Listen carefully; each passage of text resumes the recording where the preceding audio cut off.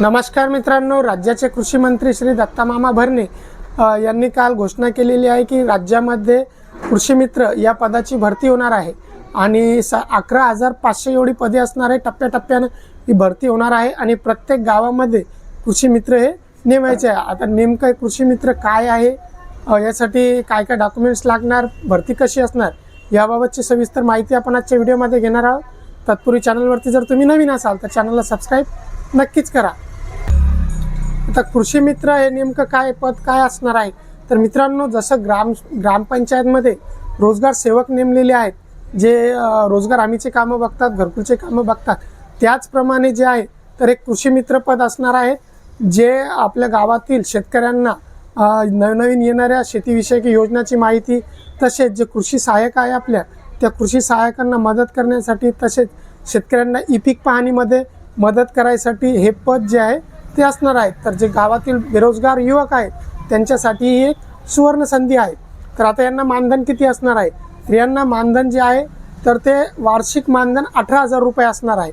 वार्षिक हे मानधन वार्षिक असणार आहे आणि ते त्यांना कसं मिळणार, तर ते त्यांना वेगवेगळे प्रोजेक्ट दिले जातील सरकारकडून शेतीविषयक वगैरे, आणि त्यामध्ये त्यांचं कामाचा दर्जा पाहून, कामाचा बेस पाहून त्यांना दर 3 ते 4 महिन्याला जे आहे तर त्यांचं मानधन केलं जाईल। म्हणजे साधारणतः त्यांना 1,500-2,000 रुपये, 1,500 ते 2,000 रुपये महिना हे मानधन त्यांना मिळणार आहे। तर आता यामध्ये दुसरी महत्त्वाची गोष्ट म्हणजे जे हे पद असणार आहे याच्यासाठी पात्रता काय लागणार आहे, तर हे पात्रता जी असणार आहे तर ती 10वी किंवा 12वीवरती साधारण 10वी 12वी पासवरती हे पदं भरली जाणार आहे।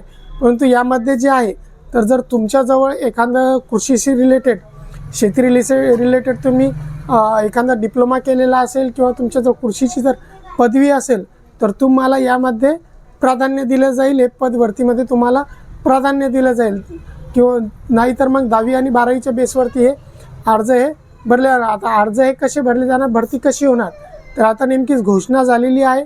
यानंतर हा प्रस्ताव जे आहे ते मंत्रिमंडळाच्या बैठकीमध्ये ठेवला जाईल।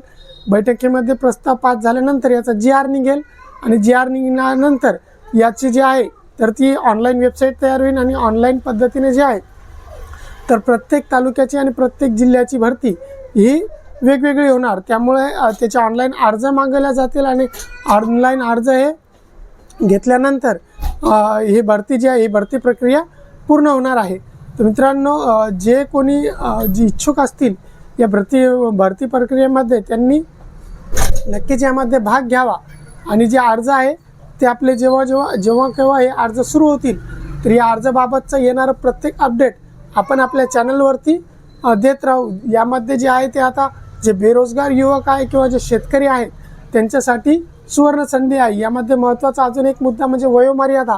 तर यामध्ये वयोमर्यादा जी आहे ते साधारणतः 18 ते 40 किंवा ते 18 ते 45 ही वयोमर्यादा असणार आहे। या वयोमर्यादेमध्येच हे अर्ज हे भरून घेतले जातील आणि यामध्ये अजून एक महत्त्वाची गोष्ट म्हणजे महिलांसाठी 30% आरक्षण असणार आहे। तर मित्रांनो, जी आत्ता काल घोषणा झाली कृषी मित्र पद काय असणार ते मी सविस्तर अशी माहिती दिलेली आहे तुम्हाला। आता जेणेकरून ही माहिती शेतकऱ्यांना नक्कीच उपयोगी पडेल। मित्रांनो, माहिती आवडली असेल तर व्हिडिओ जास्तीत जास्त शेअर करा। चॅनलवरती जर नवीन असाल तर चॅनलला सबस्क्राईब नक्कीच करा, व्हिडिओला लाईक करा आणि शेअर करा। जय हिंद, जय महाराष्ट्र।